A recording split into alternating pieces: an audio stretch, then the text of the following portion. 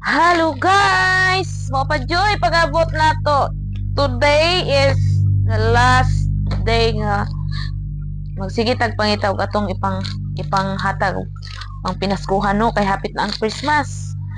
So mo pay pag-abot jud nako nagdali-dali ko og wrap kay ako ang partner is di na ko siya pakiton. Dayon dili bawal siya mosulod. Bawal siya mosulod dire kay karon nag-shopping mi sa akong mga friends kay kana laging isig palitay lagi mi sa amo ang mga partner kay syempre kada mag-shopping kauban ang mga partner so naglain sa aming tulo og shopping then karon pa minaabot kay para sa among mga partner naglain ming tulo og shopping para makapalit mi og gift sa among mga ka kapartneran kay di man may makapalit og magsige mig panggikuyog. Di ba unsa ang pagpalit nato nga magsige matag panggikuyog mag-shopping, di ba? So karon naglain sa aming tulong ako mga friends og shopping kay para makapalit mi. Kay hapit na ang Christmas. So gift na lang ato ang himuon diring dapita kay wala may tinuod nga kuan diri good. Walay tinuod nga kalipay diri. Charis.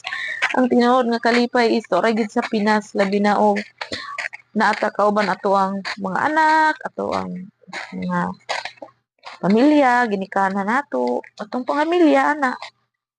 Naadyo diha tinuod nga kalipay. So, diri is kuan lang ni siya, pansamantala.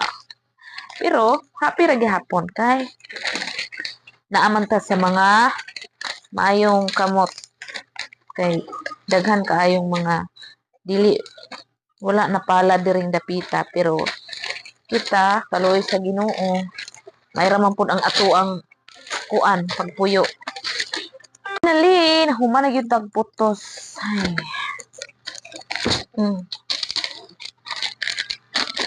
1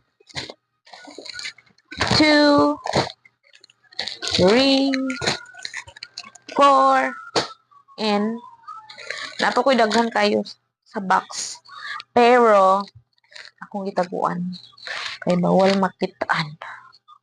Okay. Bye-bye. One here. This is from my friend.